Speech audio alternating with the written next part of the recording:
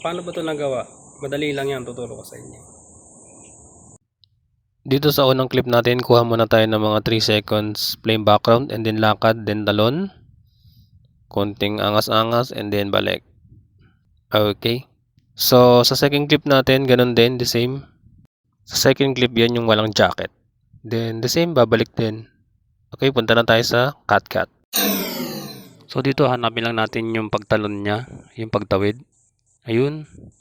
And then, yung pagbalik. Then, pagdating dyan, puputulin natin off. Then, tap natin yung video. Then, split. Hanapin naman natin yung pangalawang clip natin. So, hanapin natin dito medyo mahaba. Ayun.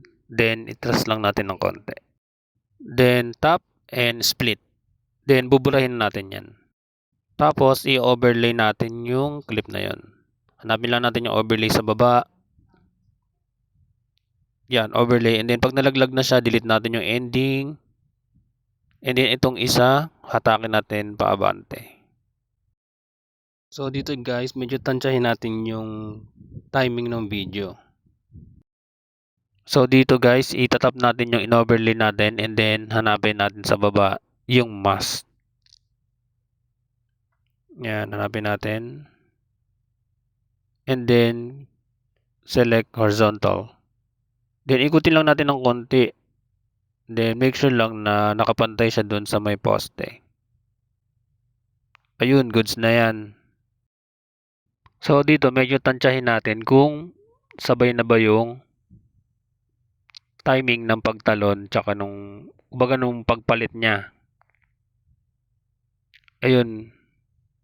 So, medyo nahuli ng konti, magpuputol tayo dito. So, dito tayo sa taas. Magbawas lang tayo ng konting-konti lang naman. Then, i-check natin kung sakto na ba yung timing. So, mukhang okay na. I-play pa natin ng isa pa. Ayun. Maganda na yung pagkaka-timing niya. Then, tingnan naman natin yung pangalawa. So, dito, medyo hindi siya nagsabay. So, ang gagawin natin dyan ay mag-freeze lang tayo ng konti dun sa in-overlay natin.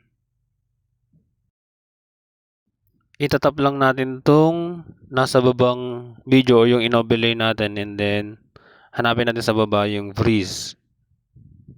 Bandang dulo yan eh.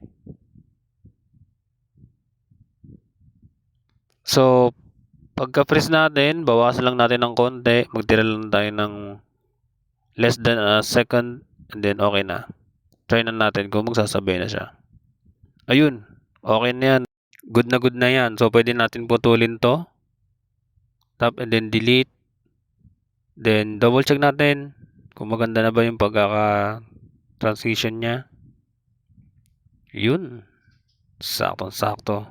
So, export na natin yan. And then, adjust lang natin to. Export. Goods na yan.